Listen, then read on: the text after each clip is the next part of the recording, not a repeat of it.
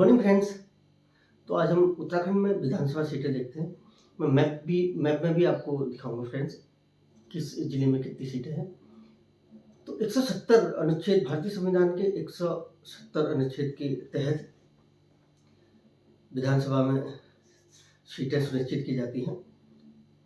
अनुच्छेद 170 कहता है फ्रेंड्स कि किसी भी विधानसभा में 500 से अधिक सीटें नहीं हो सकती हैं और 60 से कम नहीं हो सकती है, 500 और 60। ठीक है फ्रेंड्स। तो इस संबंध में कुछ अपवाद भी रहे हैं, जैसे JNK आदि। और लेकिन अब आज हम मुख्य रूप से उत्तराखंड में विधानसभा सीटों के विषय में देखते हैं, किस जिले में कितनी है, और एक सिस्टम से देखते हैं कि किस तरीके से हम उन्हें अपने मस्तिष्क में बिठा सकते हैं। मैप में भी आपको ले चलूँगा और हम ये देखेंगे कि जो आंग्ल भारतीय समुदाय है उसके संबंध में विधानसभा में क्या व्यवस्था थी और इस व्यवस्था का वर्तमान में क्या स्थिति है। तो इस संबंध में 333 कहता है अनुच्छेद कि राज्यपाल महोदय अगर चाहें और आंग्ल भारतीय समुदाय का प्रतिनिधित्व उन्हें कम प्रतीत हो तो एक सदस्य को विधानसभा में नाम निर्दिष्ट कर सकते हैं। गार्डनर उत्तराखंड के पहले थे और 3 मुख्य इसमें रहे। गार्डनर 2 बार बने, इस पद पर रहे या इस सदस्य रहे विधानसभा के आंग्ल भारतीय समुदाय से, और कुल 3 व्यक्ति बने 4 कार्यकाल तक। उसके बाद 2019 के अधिनियम के तहत, संशोधन 104 के तहत इसे समाप्त कर दिया गया। संविधान संशोधन 104 के तहत इसे समाप्त कर दिया गया और 2020 से ये व्यवस्था समाप्त कर दी गई। वर्तमान में कोई भी सदस्य आंग्ल भारतीय समुदाय से नाम निर्दिष्ट नहीं है और इस प्रकार 70 प्लस उत्तराखंड में विधानसभा सीटों की संख्या थी, अब 70 रह गई। और विधेयक क्या होता है फ्रेंड्स, जब कोई प्रस्ताव लाया जाता है तो कई कारणों से लैप्स हो जाता है। तो विधेयक 126वां था और संविधान संशोधन बनने की एक प्रक्रिया होती है, लोकसभा, राज्यसभा, उसके बाद राष्ट्रपति महोदय के हस्ताक्षर होते हैं। तो कोई विधेयक जो है संविधान संशोधन बनता है या कानून बनता है कहेंगे हम। तो उस प्रक्रिया में अगर लैप्स हो गया तो कोई विधेयक, तो वो कानून नहीं बन पाता है। तो 126वां संविधान विधेयक है ये, आंग्ल भारतीय समुदाय के प्रतिनिधित्व से संबंधित। और 104 संविधान संशोधन 2019 के तहत जो व्यवस्था समाप्त कर दी गई और 2020 से ये व्यवस्था नहीं है। अर्थात उत्तराखंड विधानसभा में अनुच्छेद 333 के तहत जो लिखे जाते थे आंग्ल भारतीय समुदाय के प्रतिनिधि, जो नाम निर्दिष्ट किए जाते थे राज्यपाल महोदय द्वारा, वो व्यवस्था समाप्त कर दी है। वर्तमान में जो है 70 केवल विधायक उत्तराखंड विधानसभा में है। आंग्ल भारतीय समुदाय वो समुदाय होता है फ्रेंड्स जो प्रवासी भारत, यूरोप से संबंधित रखते हैं। यूरोप से यहाँ प्रवासी हैं, यहाँ रह गए हैं और उनका जीवन साथी जो है भारत का है। तो उनसे उत्पन्न जो संतान होती है उसे आंग्ल भारतीय कहते हैं। वर्तमान में इनकी संख्या काफ़ी कम है।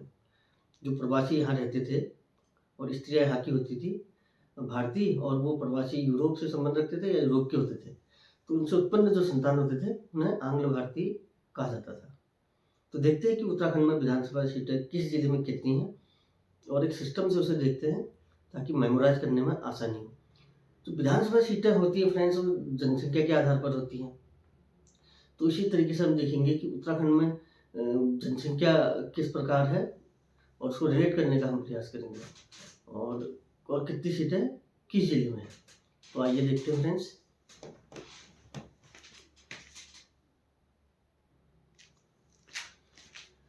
तो प्रथम देखते हैं फ्रेंड्स हम सबसे कम विधानसभा सीटें। देखिए जनसंख्या के हिसाब से भी इन जिलों में कम है, जनसंख्या भी कम है इन जिलों में। ठीक है, जो है ये देखिए आप रुद्रप्रयाग, बागेश्वर और चंपावत, इसमें जो है 2-2 है। इन 3 जिलों में 2-2 विधानसभा सीट है, यानी कि सबसे कम विधानसभा की व्यवस्था जो उत्तराखंड में है, किसी भी जिले में 2 है। और 2 विधानसभा सीट वाले जिले हमारे 3 है, 1, 2, 3, यानी कि रुद्रप्रयाग, बागेश्वर और चंपावत। और इसके बाद 3 जिले आते हैं, 2 के बाद 3 आते हैं। तीन जो हमारे हैं ये ऊपर के जो जिले हैं, जनसंख्या में जो बहुत ज़्यादा है, जनसंख्या यहाँ कम है, लेकिन जनसंख्या घनत्व तो यहाँ सबसे कम उत्तरकाशी में देख लीजिए कि जनसंख्या अगर कम हो रही है तो विधानसभा सीटें भी कम है। ठीक है, तो सबसे बड़ा जिला जो है क्षेत्रफल के अंदर हमारा चमोली है। हालांकि कुछ ही अंतर है उत्तरकाशी और चमोली में, कुछ 10 या 16 किलोमीटर का, वर्ग किलोमीटर का, लेकिन सर्वाधिक जो है क्षेत्रफल के हिसाब से जिला जो है सबसे बड़ा चमोली है। चमोली और उत्तरकाशी में केवल 3 विधानसभा सीटें, 3 इसमें 3 इसमें। ठीक है फ्रेंड्स, और देखिए दो सबसे कम 2 होगी 3 जिलों में, बाकी सब और इसमें 3 इसमें होगा, 4 वाला केवल एक है पिथौरागढ़, यहाँ 4 विधानसभा सीटें हैं। ठीक है, मुंशियारी, पिथौरागढ़, डीडीहाट, ठीक है, और धारचूला, नहीं सॉरी, डीडीहाट, मुंशियारी, पिथौरागढ़ और गंगोलीहाट, यहाँ 4 विधानसभा सीटें हैं। यानी कि 2, 3 और 4 वाले ये ऊपर के आ गए हमारे। ठीक है, अब 6 वाले देखिए फ्रेंड्स, जो ये लगे हुए हैं, और 5 कहीं नहीं है, 5 विधानसभा सीटें किसी भी जिले में, उसके बाद 6 आते हैं, सबसे कम 2, फिर उसके बाद 3, फिर 4 और फिर 6। 6 है, 1 2 3 4 जिलों में 6 है, जो ऐसे जो ये बीच का जिला पौड़ी हो गया, और ये टिहरी हो गया, और ये अल्मोड़ा, और ये जो ऐसे लगे हुए। देखिए इसमें आकृति भी जो है 6 की बनी है, जो इंग्लिश में जो 6 का फिगर होता है। 4 जिलों में 6 है, अल्मोड़ा, नैनीताल, पौड़ी और टिहरी में। ठीक है फ्रेंड्स, तो 6 ये हो गए। 6 के बाद आता है 7, 7 कहीं भी नहीं है, 8 कहीं भी नहीं, फिर आता है हमारा 9 विधानसभा सीट है फ्रेंड्स। ये देखिए जैसे कि आप जानते हैं कि यहाँ जनसंख्या भी ज़्यादा है, उधम सिंह ने 9 इधर है, फिर क्या 9 के बाद आता है हमारा देहरादून में 10 है। ठीक है, 9 उधम सिंह नगर, देहरादून में 10 और हरिद्वार में 11, सर्वाधिक हरिद्वार में है 11, क्योंकि देखिए जनसंख्या भी यहाँ सर्वाधिक है, तो यहाँ 11 है। तो इस तरीके से जो 51% जनसंख्या हमारी इन 3 जिलों में ही है, हरिद्वार, देहरादून, हरिद्वार और उधम सिंह नगर। ठीक है, और विधानसभा सीटें भी क्या यहाँ कितनी होगी, 11, 9, 20 और 30 विधानसभा इन तीनों में ही है। ठीक है, 9 इधर है उधम सिंह नगर में, 10 इधर और 11 हरिद्वार में।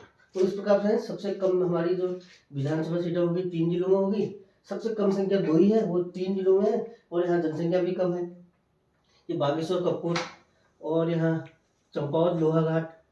ठीक है, और ये हमारा है रुद्रप्रयाग और केदारनाथ यहाँ है। ठीक है, और चमोली में है बद्रीनाथ, कर्णप्रयाग और थराली। ठीक है, और ये इधर पुरोला भी इधर है, पुरोला, ये और यमुनोत्री, गंगोत्री। ठीक है, यानी कि 2 वाले 3 हो गए, 3 वाले 2 हो गए, ये ऊपर के जिले में आपकी 2, 3, 4 ही है, इनमें 2, 3, 4। ठीक है, ये जनसंख्या के क्षेत्रफल के हिसाब से सबसे बड़े जिले भी हैं। चमोली की सबसे सर्वाधिक क्षेत्रफल चमोली, फिर उत्तरकाशी, फिर पिथौरागढ़, और फिर इधर आता है अपना पौड़ी गढ़वाल, क्षेत्रफल के हिसाब से। तो देखिए 2, 3 वाले ये 2 होंगे, 4 वाला एकमात्र पिथौरागढ़, 5 नहीं है, 6 वाले हमारे 4 जिले, 1 2 जो देखिए एक 6 की आकृति भी यहाँ बनी है, 7 नहीं है, 8 नहीं है, 9, 10, 11। तो आशा करता हूँ फ्रेंड्स जो विधानसभा सीटों का वितरण है प्रत्येक जिले में, वो स्पष्ट करने में व्याख्यान मेरा पर्याप्त रहा होगा, और आप इसे आसानी से मेमोराइज कर पाएंगे।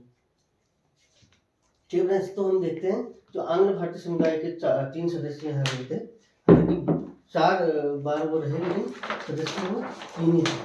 तो हम देखते हैं फ्रेंड्स, जो आंग्ल भारतीय समुदाय से उत्तराखंड में थे फ्रेंड्स, अनुच्छेद 333 इसकी बात करता है फ्रेंड्स, अनुच्छेद 333, देखो याद करना भी सरल है, 333, अनुच्छेद 333। ठीक है, अब ये रहे भी 3 ही व्यक्ति थे, 3 ही व्यक्ति रहे थे उत्तराखंड में, और अनुच्छेद भी इससे संबंधित 333 है। व्यक्ति 3 थे, हालांकि 4 बार हो रहे, कैरेन मेयर हिल्टन 2 बार इसमें रहे, नहीं रसेल गार्डनर 2 बार रहे। ठीक है फ्रेंड्स, फिर कैरेन मेयर हिल्टन बने, फिर उसके बाद लास्ट जो है जॉन इवान ग्रेगरी मान थे, जॉर्ज इवान ग्रेगरी मान उत्तराखंड के आंग्ल भारतीय समुदाय के जो अंतिम जो प्रतिनिधि रहे विधानसभा में, वो थे जॉर्ज इवान ग्रेगरी, जो 2020 में इस व्यवस्था समाप्त कर दी। एक्ट इसका था शमशान संशोधन अधिनियम 2019। 19 में ये व्यवस्था समाप्त कर दी गई। अधिनियम की धारा 104। अब देखिए 4 बार रहे, 4 विधानसभाओं तक रहे, तो अनुच्छेद भी 104 था इससे संबंधित, नहीं संविधान संशोधन। और विधेयक था 126। विधेयक देखें तो 126 था, और संविधान संशोधन अधिनियम जो था 104।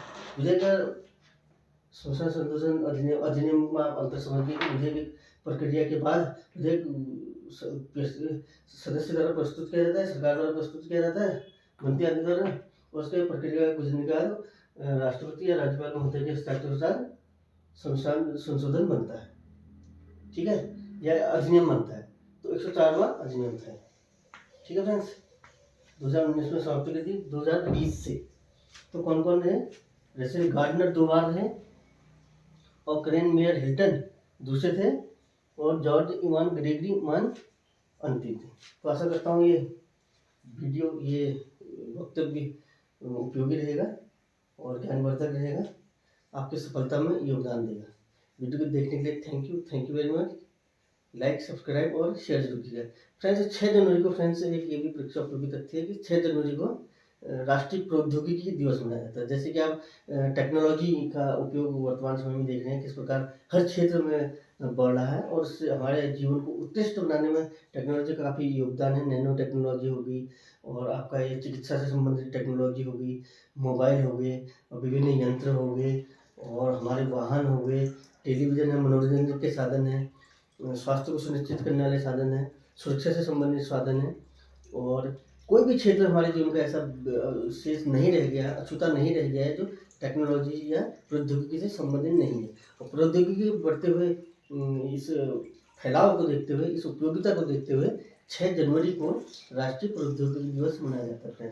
देखिए किस प्रकार अगर कोई व्यक्ति बीमार हो जाता है तो डायलिसिस हो गया, और अन्य टेक्नोलॉजी होगी जो वर्तमान में प्रचलित है, जो किडनी से संबंधित डायलिसिस है, और हमारे और भी क्या हृदय से संबंधित हो गया, कैसे जांच करते हैं वर्तमान टेक्नोलॉजी से, और कैसे हम दूर से टेलीमेडिसिन ले सकते हैं। टेलीमेडिसिन यानी कि दूर बैठ कर भी हम जो है विशिष्ट चिकित्सकों की सलाह ले सकते हैं, उनसे परामर्श देख सकते हो। टेलीमेडिसिन हो गया, इस प्रकार की व्यवस्था है। सुरक्षा देख लीजिए आप, कई मिसाइलें हैं, कई सुरक्षा उपकरण हैं, ठीक है। और यानी कि वर्तमान में मनोरंजन के साधन ही देख लीजिए, यातायात के साधन ही देख लीजिए, और इंडक्शन चूल्हे देख लीजिए, गैस देख लीजिए, सभी तकनीकी है जो हमारे जीवन को काफ़ी प्रभावित करती है। तो टेक्नोलॉजी किस तरीके से उत्कृष्ट बनाया जाए, जीवन को किस प्रकार से सरल बनाया जाए, शांतिपूर्ण और एक विकासात्मक जीवन जिया जाए, उसमें प्रौद्योगिकी काफ़ी उपयोग है। इसलिए 6 जनवरी को